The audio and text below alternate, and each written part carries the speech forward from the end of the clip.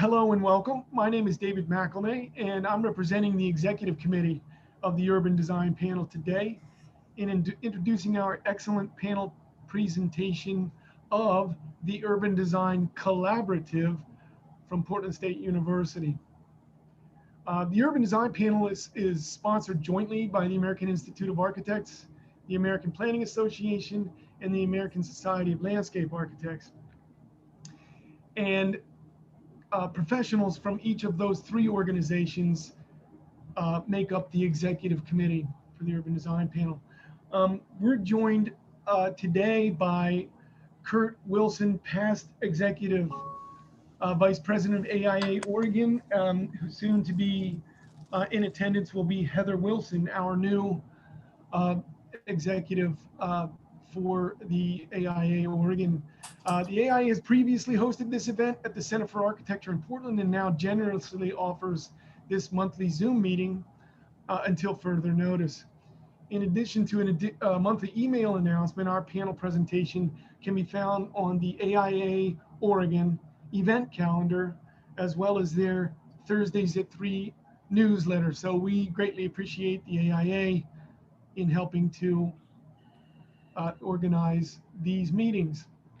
These presentations are recorded and they'll be made available as Vimeo files with a link on the AIA website. Adrian Morris will also place a link in the chat box at some point to make that available to you. So this presentation is going to be approximately 30 minutes, and instead of being followed by a Q&A session, we're going to encourage question and answers by simply raising your hand to be called upon, or if there's a pause in a moment to ask your question. We want this to be a little bit more informal as an introductory presentation. So Bob Boileau, my companion architect and planner on the executive committee, will help me in managing today if we in any way that we can. And before I turn it over to our presenters, I'm going to pass it over to Bob Boileau for a special point that we would like to make from the executive committee.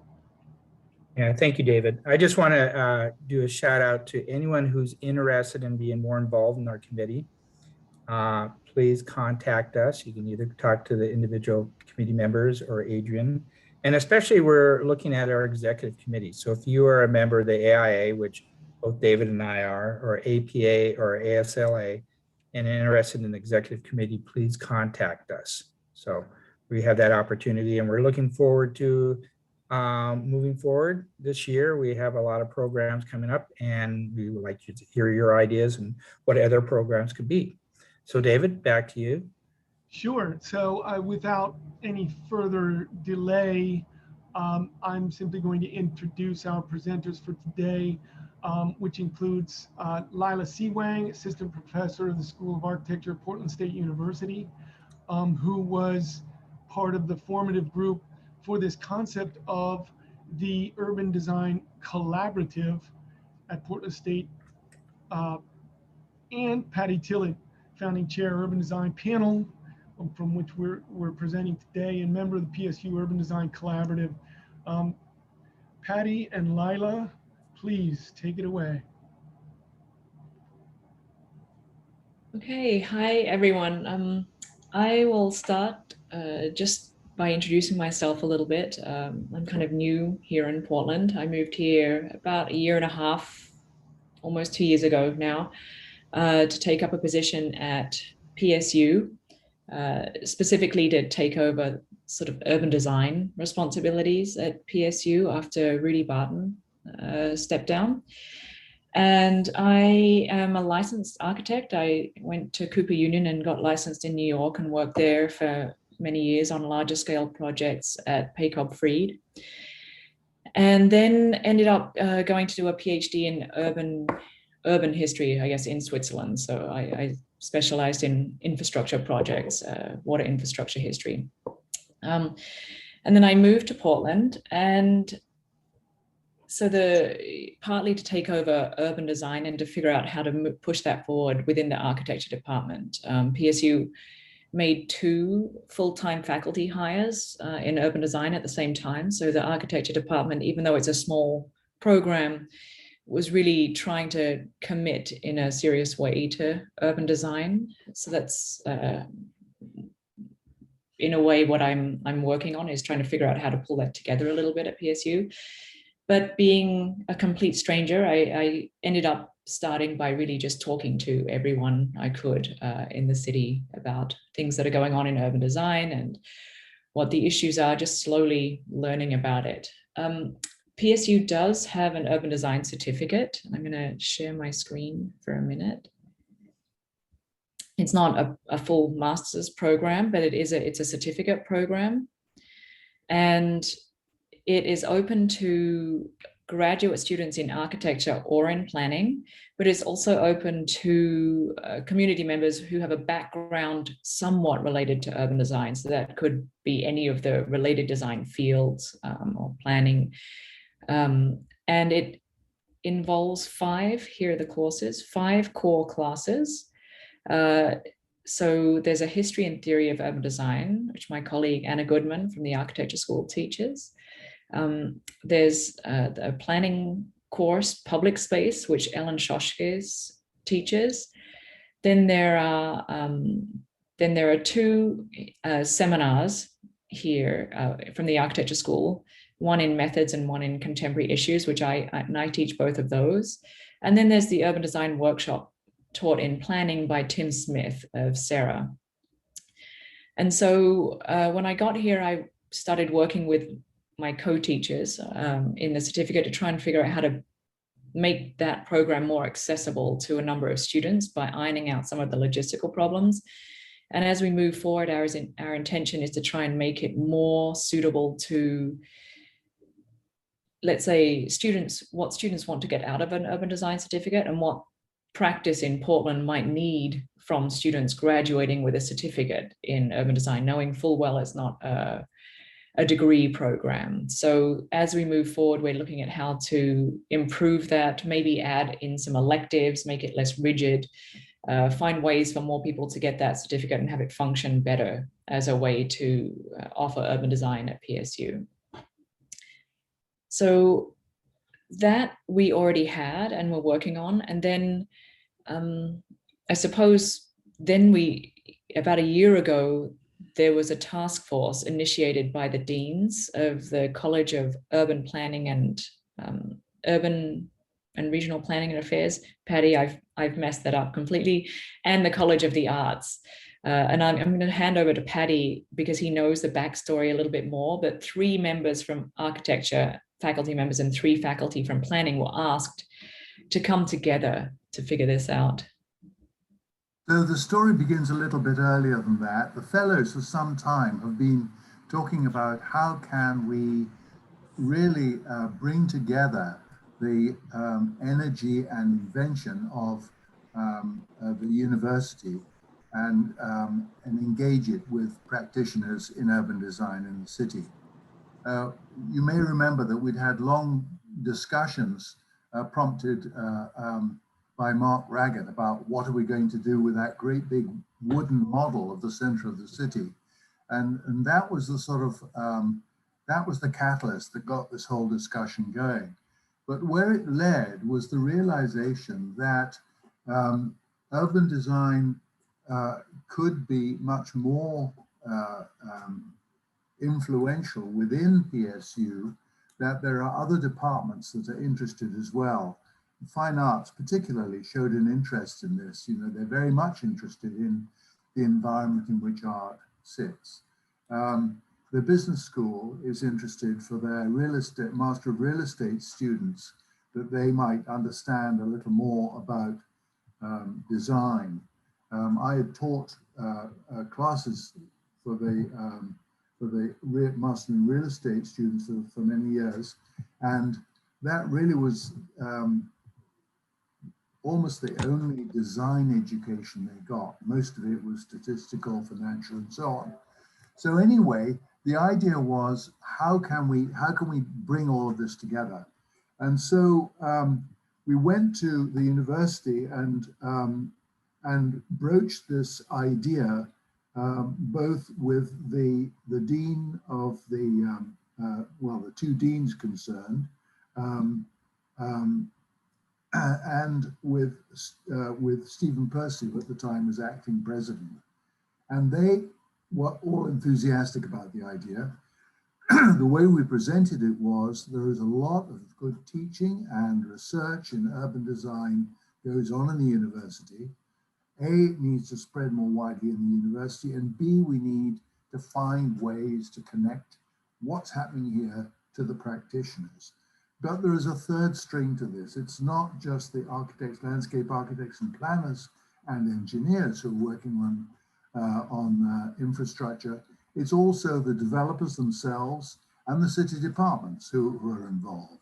And if we can somehow get all of these previously siloed entities to talk to one another, then with all the cards on the table, just to mix the metaphors, we should do a whole lot better. We have tremendous resources already in this city. We have a reputation, somewhat tarnished at the moment, but a long-standing reputation for really understanding how urban design works and what it can yield.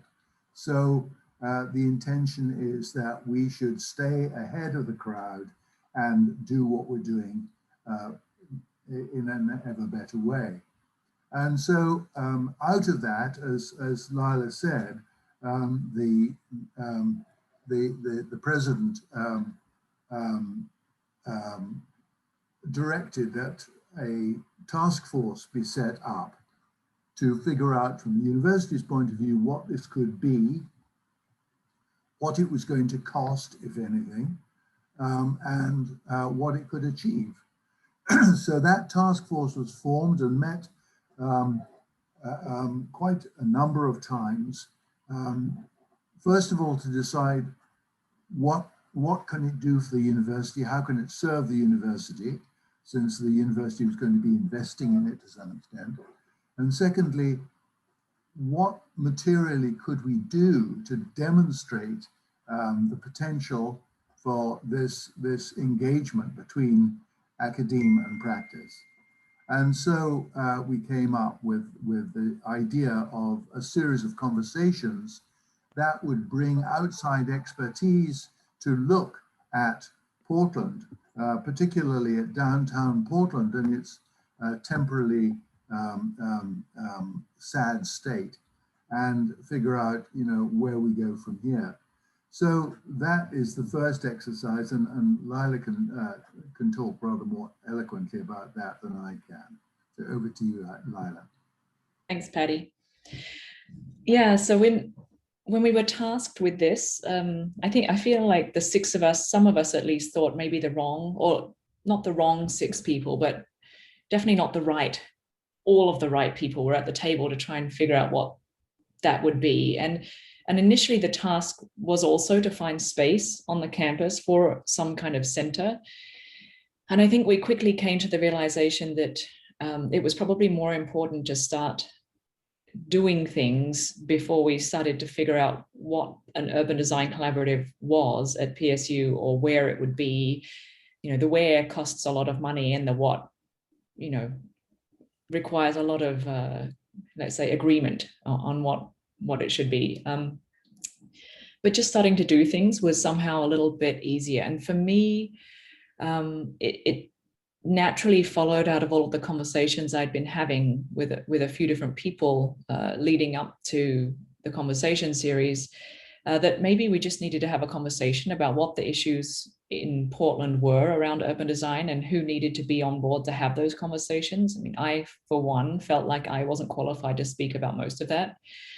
So in the end, Patty and I worked together to reach out to a number of different people, somewhat informally. It wasn't a very objective process. We had a very miniature budget and a very short time span to set up a conversation series about issues that might be occurring in Portland and who those people would like to have a conversation with.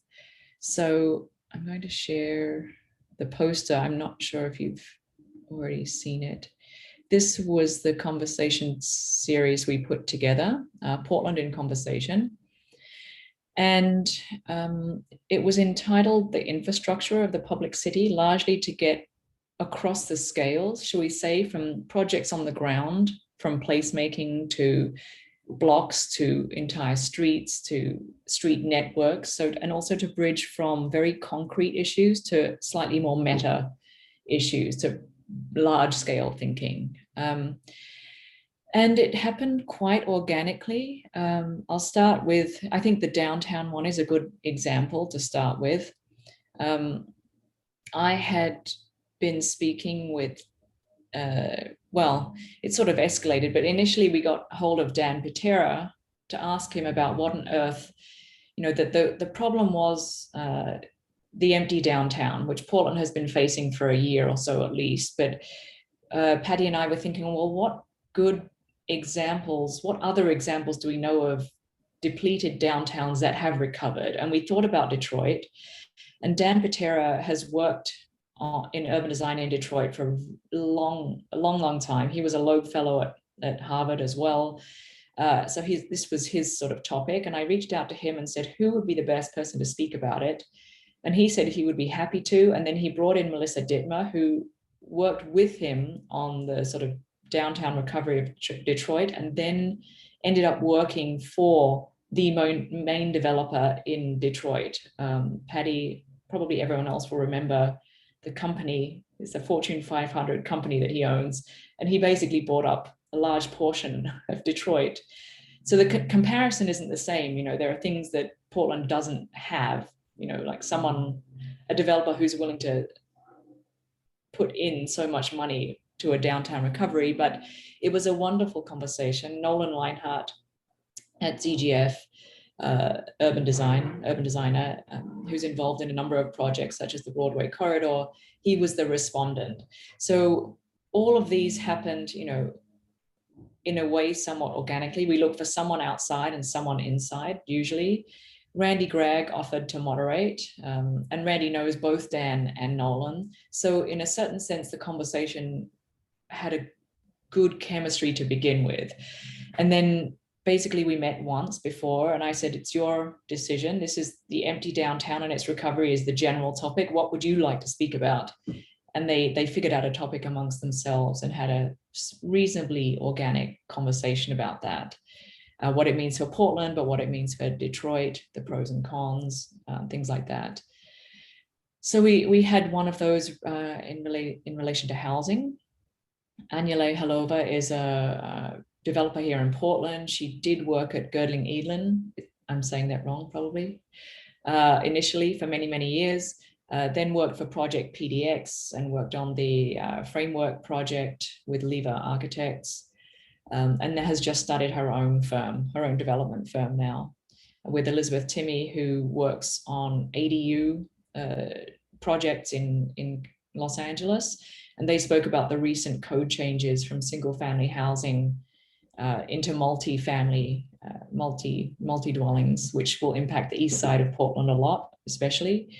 And really sort of what can Portland learn from what LA has already done and what might be already happening in Portland. So that was the conversation there. Patty and I reached out to U of O, and Justin Fowler, who's the director there at the moment, he was quite happy to co-sponsor that event. We looked at timber, which, that's part of my research here in Portland, but looking at the relationship between the timber industry and our environment and our material flows, how we use timber for a lot of residential architecture. And so Momoyo Kaijima, she's the head of Atelier Bow in Tokyo, and Thomas Robinson from Lever, they spoke about the overlaps in their work in terms of working with local foresters, trying to understand a kind of, let's say, where your wood comes from and how one can approach that topic within architecture. We then wanted to discuss also, not so much, it was related to the albino questions in Portland, but how Black memory is built into the city or not, or often forgotten. But instead of focusing on memorials, which U of O has a large grant to work with the Albino Vision Trust on that. So we didn't want to overlap on that, but we wanted to look at preservation and the sort of urban history and how we remember that in our cities. So we invited Kiara Boone from the Equal Justice Initiative in Montgomery, Alabama. And they are a legal institution, but they began and they represent usually Black youths or youths of color in Montgomery, Alabama, in situations of incarceration. But as they were doing that work, they also managed to do a lot of historical research on lynchings in Montgomery, Alabama. They also then worked with Mass Design to put together a memorial and a museum. So it's really the entire project of, let's say, they work specifically on Black history, but how that's manifested in our urban spaces and carried forward in our cities. Then this one, the technology one, was I was having conversations with Mark Raggett, was basically since I arrived here.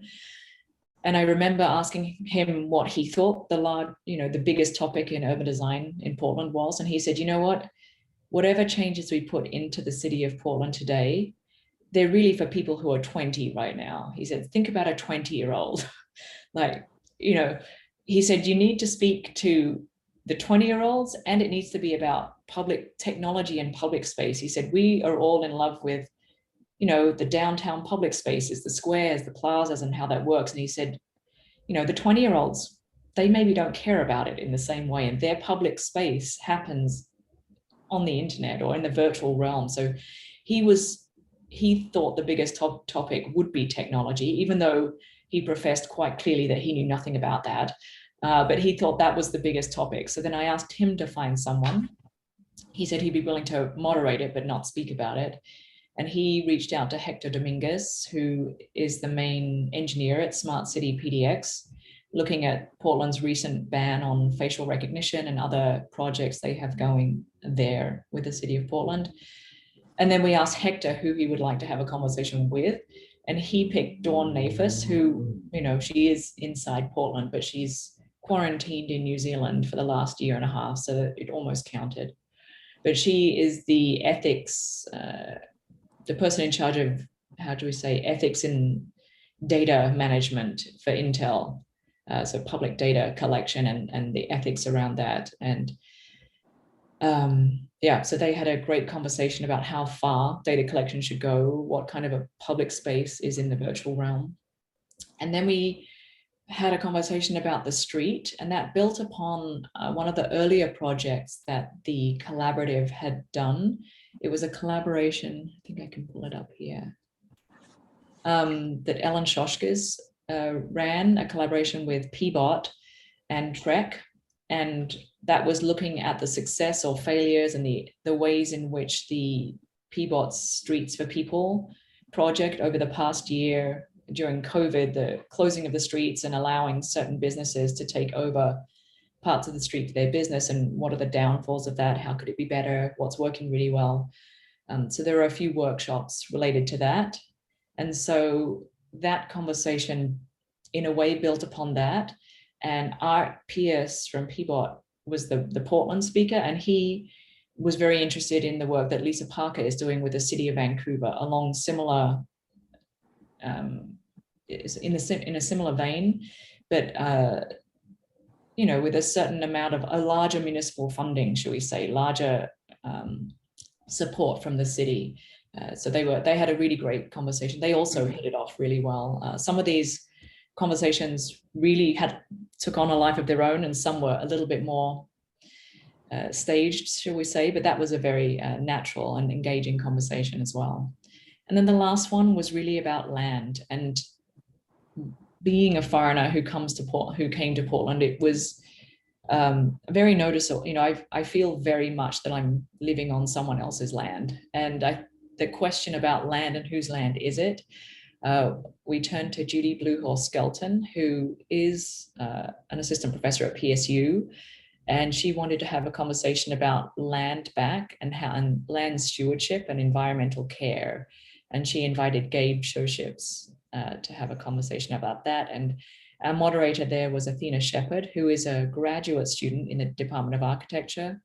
but she has a background in Indigenous studies, and that was another lovely conversation, very organic, and that kind of rounded off the series for us. So the series wasn't really, it was somewhat of a form-finding event. No, like we don't know what the PSU Urban Design Collaborative is yet. It's only been a year and a bit, and almost all of that has been in the pandemic.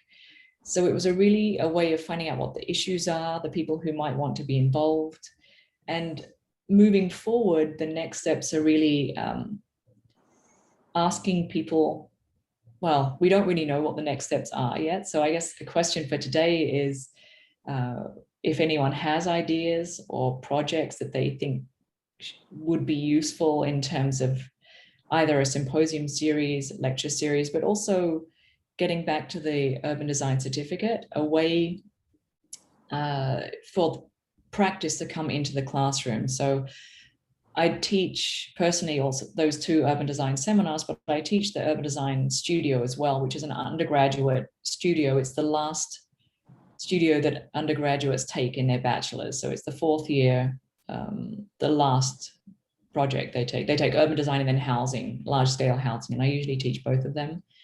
And I'm always looking for projects that would be useful for practitioners or city officials in Portland, that we can, projects that would benefit from, let's say, 15 motivated and by then reasonably skilled students to take on and help with, but also ways in which you think we could move forward. I mean, it is a university collaborative at the moment, but the aim is to reach out to practice and to the city a little bit more. I don't know, Patty, did you want to add to that? I think, Patty, we're in the same boat of not knowing exactly what the next step is, but maybe Patty has clearer ideas. I'm not sure I have clearer ideas, but there are a couple of topics that really emerge as being very, very important, and I think important to the Urban Design panel as well. An obvious one is, can we redefine how we use the public realm? If you look at central Portland, 45% of the land area is occupied by streets. It's public land. And for the last century, the vehicular traffic has occupied about 90% of that space. And the pandemic gave us an opportunity to take a fresh look at that. The work that PBOT has done with extending businesses out into the street has been obviously a big departure from where we've been before, but it raises the question, in what other ways can we make better use of the public realm for everyone? And there are questions like that, which are still a bit amorphous, but are nonetheless very important, that need to be teased apart. We need to discover what the possibilities are. There are a lot of spaces which appear to be in the public realm, but are not really. And I think of the forecourts of some of the office buildings built in the 60s and 70s as examples of that, where apparently public space actually has got a fence around it, or a moat in one case, and it's strictly not public at all. So how do we re-gear our city to make fuller use of that enormous resource that we pay so much to maintain through various taxes? So that's one area. But I think the main thing is that all the questions that Lila went through, talking about the conversations, are questions which are close to all of our hearts as urban designers. And I think that we are very interested in hearing what you as practitioners think the big issues are, and where we might make some progress in implementing improvements in our urban design, and winning back our laurels, as it were, in that regard. So I think the intention now, David and Bob, is to launch a conversation around some of these topics. So over to you. Yes, Patty, yes, thank you. So what I want to say from the executive committee side of the urban design panel, we took note of this thing called the Urban Design Collaborative. We're immediately curious, jumped on board. I've attended 4 or 5 of those presentations. They were excellent. I want to say, Lila, also take just a second to say that although it seems organic, the way you've crafted it, I can see your designer's eye in the way that you put those conversations together and how you put them out there. And it was really an enjoyable format as an attendee. And so we wondered out loud in the executive committee, would our professional panel comrades, colleagues, panelists, are they aware of this idea of the collaborative? Are they interested in it? And as Patty just said, what is progress? So we thought we'd reach out and have this informal discussion today to really encourage people to ask questions and throw out ideas. There was a chat that came through really quickly. Lila, we can just sort of address that right away. And Hannah, who is here today, was asking, she was bummed out that she missed those previous presentations, and you were thinking about archiving them. So I said you could maybe give detail on that. Yeah, we did. And Hannah, I owe Hannah an email as well. I was camping it was a completely disastrous Oregon camping trip. And I got back, but I owe you an email, Hannah. But yeah, we recorded 6 of the 7. One of them, the Equal Justice Initiative, didn't want the recording circulating, so one of them didn't get recorded. Unfortunately, it was a great conversation. But we put them up on the Architecture School Vimeo site. I've left the link in the chat. But I just wanted to announce we wanted to caption all of these professionally first, and that's still in process. I convinced our media, the College of the Arts media person, to put them up online anyway, just because so many people had asked about it, and we wanted to get them up there before everyone forgot about this over the summer. But please know that we are, in the next 2 weeks, we will be replacing them with fully accessible captioned videos. But they're there now, as they are, just audio and yeah, without captions. Fantastic. Well, thank you for that, Lana. I'm going to just start by asking you a question, if I may, and hopefully I can get other folks to jump in. But you know, my first thought on learning about the collaborative was, well, are we sort of covering the same ground or doing the same thing between the panel and the collaborative, looking at urban design? And I think everyone from Patty Tillett on down has said, no, these are really complementary things. And I see that now, having watched a few of the conversations, and I really felt we reached out to you all because we felt the same thing about Mark Raggett's comment about thinking about the 20-year-olds. And, you know, as sort of practicing professionals who've been around for decades, you know, that is very foremost in my mind is what does that mean? Who are the 20-year-olds? What's going on? Who's interested? We really obviously want to spark younger people, but everyone's interest in urban design. There is some amount of experience you have to gather to get there, but reaching out to the collaborative saying, yeah, that sounds to me like a great opportunity somehow to put younger and older practitioners kind of in closer circulation, even internships, just throwing that out there like that. Wondered if you and Patty had some thoughts on that subject. Patty, do you want to go first? Sure. I think that engaging those younger folks is certainly an important part of what we're doing. But I think there are other questions that are just as important, and that is, what are the missing pieces in what we're doing now? I mean, there are a lot of good things going on right now in urban design in this city, but what are the things we're missing? I mean, there's always the social justice argument that whatever you do, it should be in East Portland, not in the wealthy West. I get that. And there is a lot going on there. For example, all of the new park investments that the city is making are on the east side.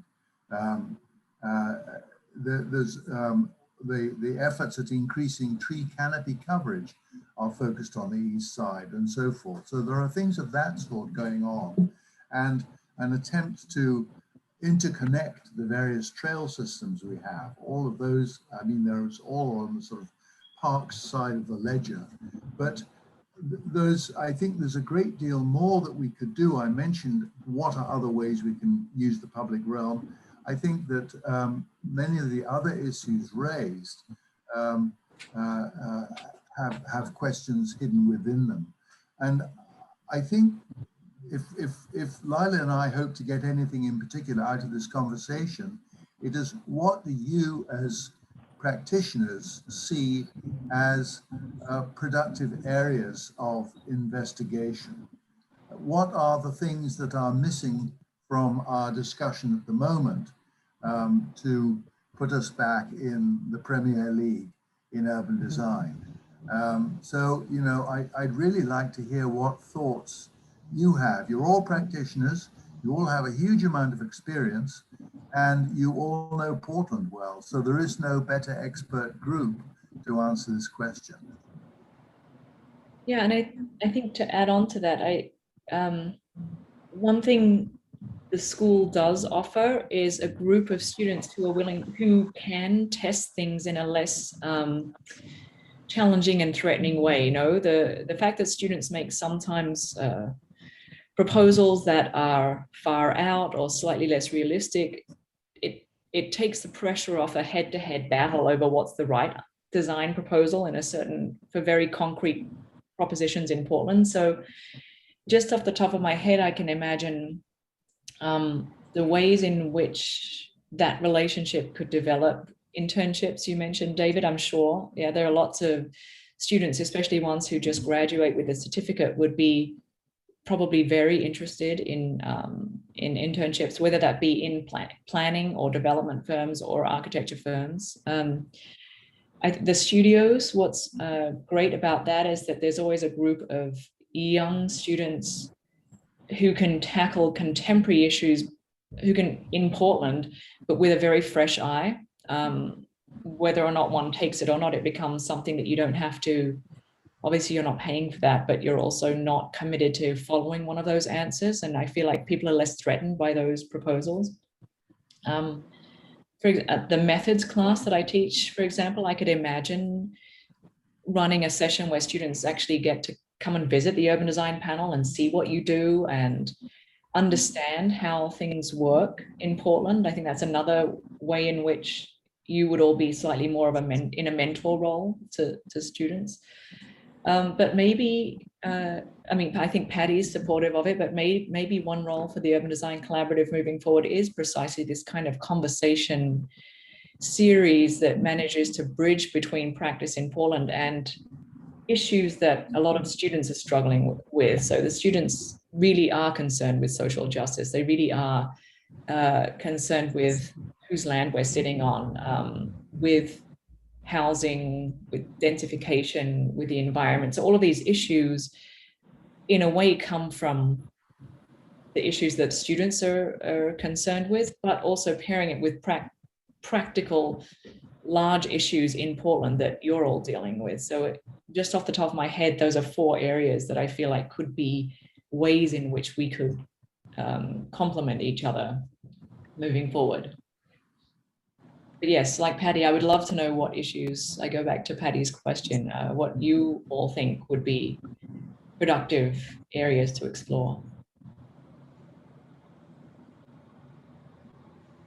We're certainly looking for input from all you folks today, trying to encourage the conversation. I'm going to jump in and just say one thing, Lila. You answered one question that the Urban Design Panel has been looking at is how can we connect more to the future students coming up? And now that we're all doing these things Zoom-wise, I think having students join our Urban Design Panel discussions is a great way for them to connect to future employment, see what the profession is dealing with, and kind of watch and see what's going on, and we can hear from them too. So I think that's something, anything that we're going to do, we can figure that out today and and have the collaborative be part of our committee meetings or panel discussion meetings. Yeah, I can actually give a very acutely specific example of that, in that the city of Portland has been bringing the DOZA regulations considerations to the urban design panel for years, but over a few months recently, some revisions to the DOZA were brought to city council vote just within the last month. And as it's conveyed to us, numbers matter at those moments. So the number of people who respond and the number of people to come make comment at those hearings is in fact critical. And I would guarantee you that there hasn't been a strong outreach to the student body on their opinions and positions and thoughts relative to some of these critical items that are brought to the panel. So we try as we can to get it out to the greater professional public, but something that pops in my mind is student involvement, as you said, maybe from your methods class, Lila, for example. That's a very real one-to-one relationship of interested voices. Yeah, that sounds great. And I think if students felt like they were somehow being mentored or could meet some of you before the meeting or something, then they would feel more comfortable speaking up. I mean, some of them are happy contributing in that way. Yeah. Sean has his hand up there, David. Oh shoot, I don't see it. Sorry, Sean. Sean Batty. Unmute and fire away. Sean Batty is on the executive committee for the Urban Design Panel. And is still muted. There we go. Hello, everybody. Thanks. I really appreciate this. And as David said, I'm a representative from ASLA along with Brian Storer, and I just really appreciate this exciting conversation. I think you've already touched on this, Patty and Layla, but when you say, what kind of things, what are the issues out here? I keep coming back to the issue of enfranchisement, and I'm not the academic in the room, far from it, but I think that social justice is part of the broader issue of a lack of a broad base of enfranchisement in the decisions that drive urban form. We have this really interesting culture where the money is made on the private land and the price is borne on the public land. And I just think that if there were a way to empower students to really look at that the cui bono arguments for good urban design, the who benefit, there may be a way to get people who really are feeling that urban design is an act of the landed gentry for the landed gentry, to really see that urban design is a fundamental outcome of a social process that we all participate in, and that urban design is more than just an economic process that results in building in spaces, but it's really the act of creating our own habitat. And I know that's really lofty, but I think Layla really empowered me because of her statements about what students are sort of allowed to explore that in the way practitioners are. When we raise fundamental issues of who benefits, particularly from private development, we risk essentially being perceived to be biting the hand that feeds us. But I think students have a space where they can help everyone see that public space only results from the development of private space and vice versa, but that there's a symbiosis, a symbiotic ecosystem here, and focusing in on what are the benefits of good urban design and to whom do those benefits accrue would be really, I know it's really lofty and I'm probably all wet, but it just seems to me it would be really rich ground for the next part of this conversation, which I hope we continue to have. Thank you very much. Nice. Yeah, that's a nice, yeah, it's a really nice comment. And I think that's something that students can examine in many different ways and are very, very aware of and would like to take that on. It's sometimes hard for me. I moved here from Zurich, and their urban design is, I moved to the West Coast, and it seems like urban design is about talking and community engagement. And in Zurich, design is about designing, like putting lines on paper. But in Zurich, of course, urban design, anything, I forget the number, anything over $1 billion or whatever it is of state money, and the state and the city owns a huge amount of the land still. It goes to public vote, and everyone votes, and there are community engagement processes, but it's not, here it seems like at PSU especially, people think of urban design as community engagement. We have the Center for Public Interest Design run by Sergio Pallaroni, and Todd Ferry is there, very active in it. And that's really what they do.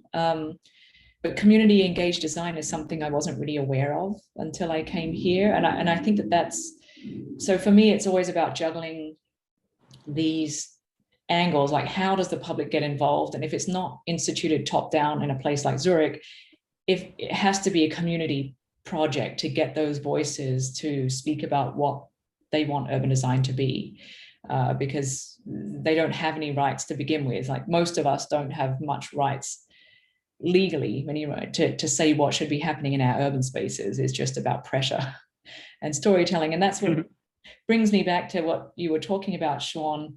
It's true, students, when I used to teach a class that I would call infrastructural narratives. And I think there's the storytelling component that you can have in a studio or a seminar where students can make proposals, but they're sort of couched in a way that they're like stories. They're sort of what if, or wouldn't it be nice if, or imagine if.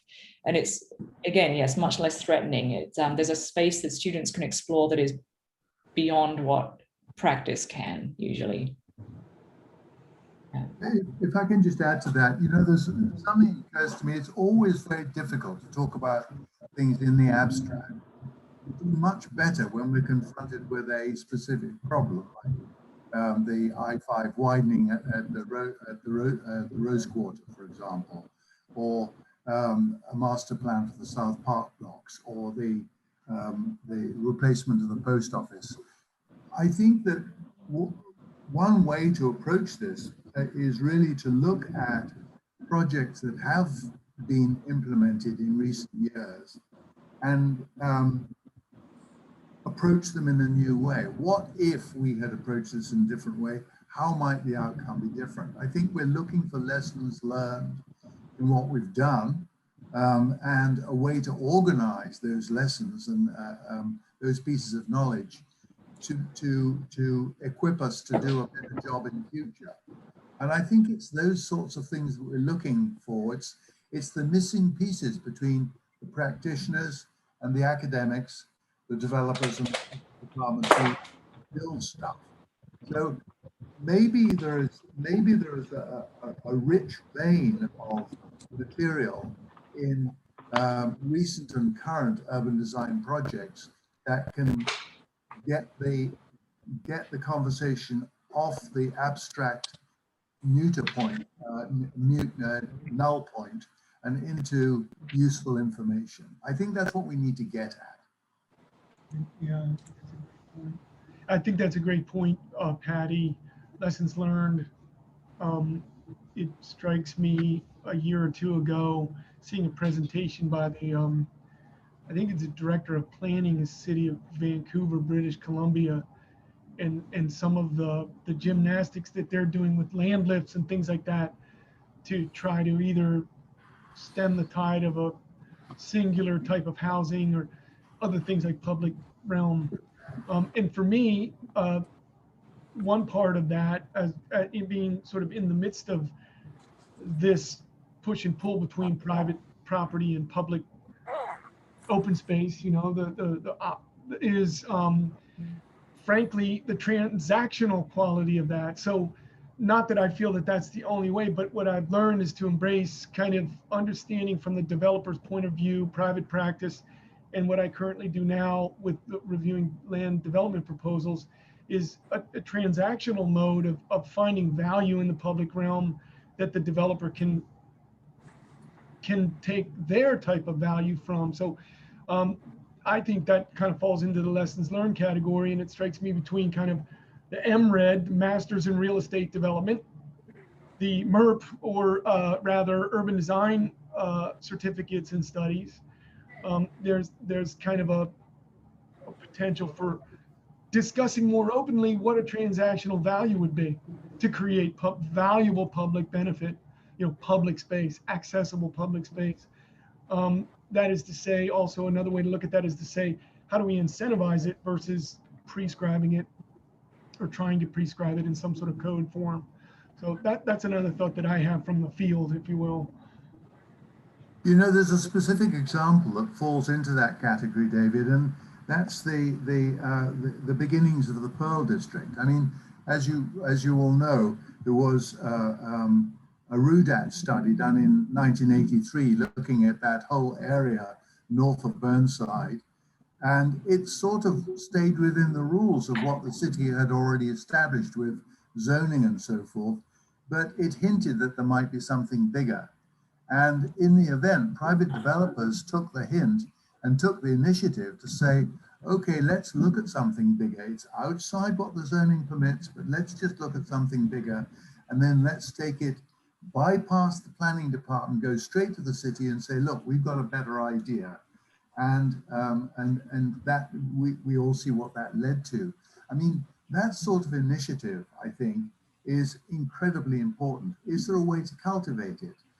Is there a way to expose opportunities like the one that became the Pearl District elsewhere in order to motivate the private development and private development dollars that were just spoken about to benefit us all in the nature of the projects that are built?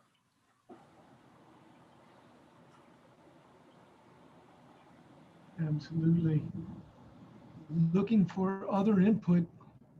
I just have a couple projects that came to mind, Patty, as you were discussing examples of, and I keep coming back to these large urban systems and these kind of urban ecologies that transcend different districts and connect districts, like the Green Loop, the East Bank Esplanade, some of these that sort of are hard to define because they cross so many borders. And I think those types of projects and imagining potential futures within existing corridors or soon to be abandoned corridors, post-industrial sites, things like that, I think is really rich ground that should be explored through academia. Yeah, I think that's a very good example. The Green Loop is one that occurred to me too, because as you say, it ties together different areas. So it reaches beyond Sorry, someone asking a question? I think they need to mute. Could you mute everybody, Adrian, except Patty, obviously? Thank you. Go ahead, Patty. So one of the important things about the Green Loop, for example, is the first segment of it to be built will be paid for by the developers of the Ritz-Carlton. So how do you fund a big project like the Green Loop is one question. And we know how to make that work. All of that is possible. So I think one has to think about innovative ways of getting things done as well as what we want to get done. But Brian, I think you're absolutely right with the sort of connective projects as being extremely valuable and important ones. Are there any that come to mind as being potential projects for Portland? I mean, beyond the Green Loop or this, like the Springwater Corridor. I mean, are there projects that are? I mean, the entire riverfront comes to mind. If you're looking at a 50 to 100-year time horizon, the way in which we use or even reshape the waterfront is in my mind, completely up for grabs. Yeah, as our presence as a port kind of dwindles. Or changes, like we don't know what that future is going to become. And so just being sort of projective in what it could be or what its highest uses might be, they might not be, you know, for the economies and ecologies that we currently think of. Great.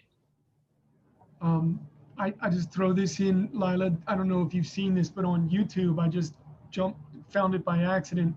There's a really good series of documentaries. One of them is Harbor Drive. That is to say, the removal of it to make Riverside Park. And for me, I'm also somewhat newbie to Portland. I really hadn't had that whole story told, and I thought that the video is fantastic. I recommend everyone see this because it's also very timely with what's going on in I-5. They discuss very heavily sort of the highway mindset leading up to, and then the changes that occurred for Harbor Drive. So just want to shout that to everyone. Great. I saw Yeah, Hannah actually- that raised her hand also, Oh. like a little yellow hand is up. Oh shoot, Hannah. Yeah. Thanks.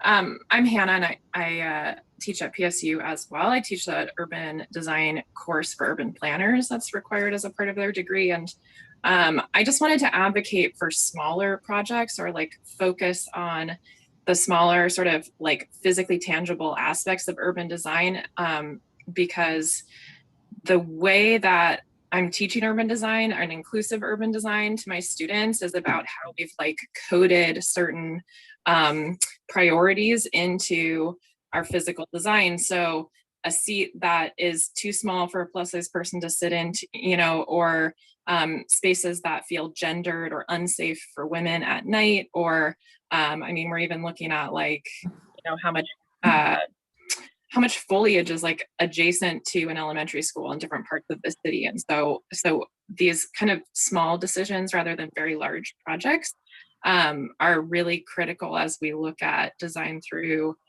a critical race theory lens, or like these different lenses of access and inclusion. And I mean, I'll be in touch about this as someone who's also at PSU, but just thinking about, there are definitely opportunities in that class that I have. As far as engagement with students and community members go, I'm involved in the AIA co-ed group, and that is a group of incredibly diverse professionals in the AEC industry who are having a lot of really important discussions about everything about inclusion and equity in the built environment. So I think I would love to see some overlap, I think, between this group and that group. Because I think, quite frankly, it's a little bit intimidating to look at this collective of urban design professionals and see that it's pretty homogenous. And I think that's just something that, you know, as folks have discussed, like there's some real reflection involved in what have we done in the past, what needs to happen differently, and representation is huge. So for students who are undergrad or graduates, I think, you know, they need to see people who look like them and who have paths like them. And I think there's a lot of opportunity to engage folks like has been done in the series of talks, but to look at what is happening within this group and what could diversify it more or attract more diversity in backgrounds and also representation, to make sure that these discussions are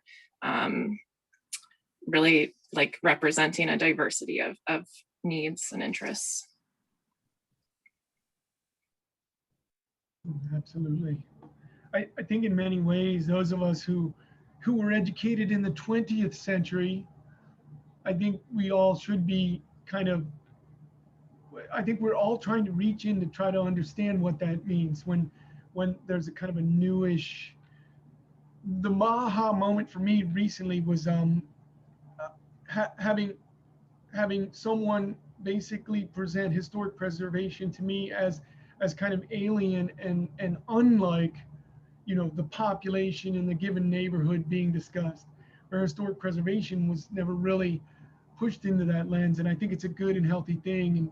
And I think we're all listening and learning. Thanks, Hannah. And I agree with you there. Everybody, I'm just gonna say quickly that it's 1:02 p.m. And we usually kind of wrap around 1, people start dropping off and whatever, but we're enjoying the conversation. I'm trying to encourage other people's thoughts here before we wrap up today. If anybody else would like Could I respond to Hannah really quick about one thing?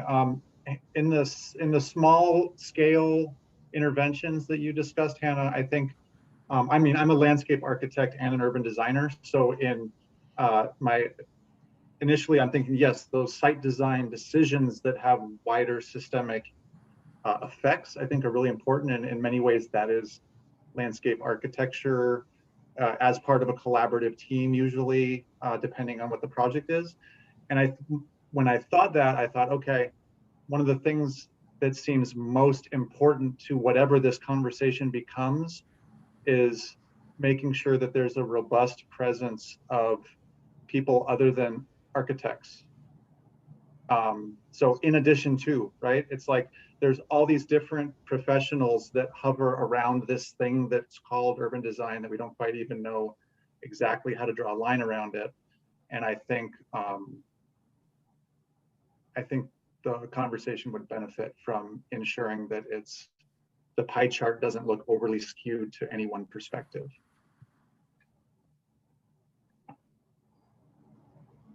Anna, there's one example that perhaps fits your description, and that is how people access the river.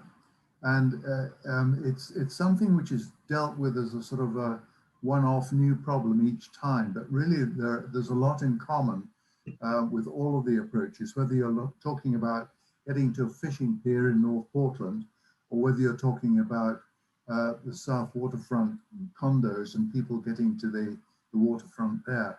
I think that it's about reaching beyond the folks who are actually at the waterfront and giving access to those who are further away. And how does one do that in an equitable way?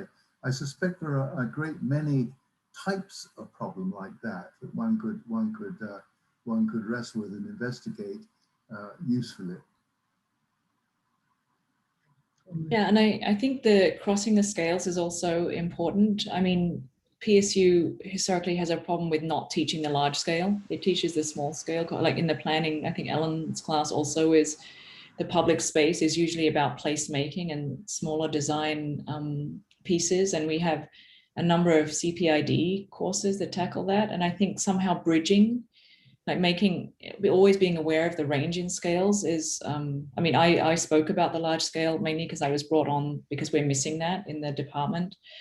But I do agree. I think it's, that there are a range of places within urban design. I think that's part of what the collaborative is trying to do, is sort of piece together these disparate areas in the school that are touching different aspects of urban design and different ways of teaching it and different ways in which it's operative, but also different scales and different topics. And is it about discussions, or is it about theory, or is it about built things or landscape? So I think that's one thing the Urban Design Collaborative will probably need to figure out soon in its next steps, is how to bring all of those things together in places. I mean, I didn't know about Hannah until 3 weeks ago, I think, or two weeks ago, and sort of pooling those resources. And I think we'll probably realize there's a lot of overlap going on. And it made me realize, I don't remember what David said, but that one of the next steps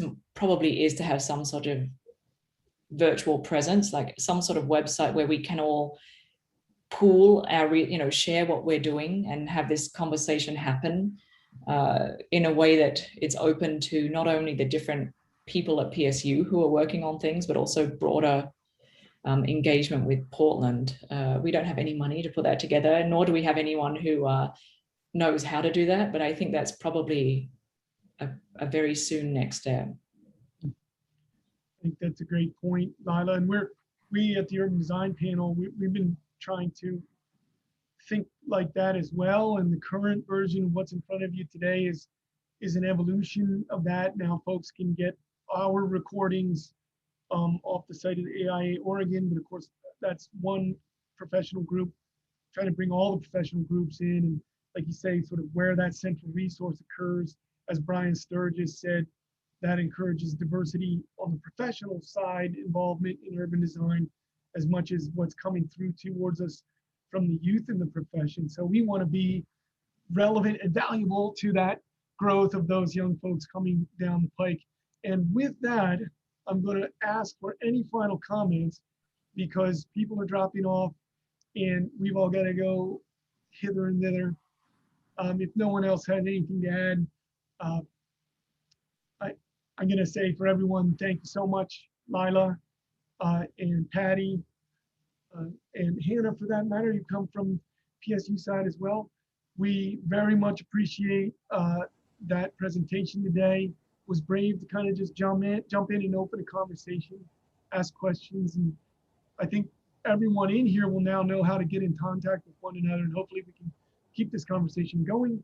Hopefully we can throw ideas. Hopefully you're okay with folks emailing you with thoughts and ideas.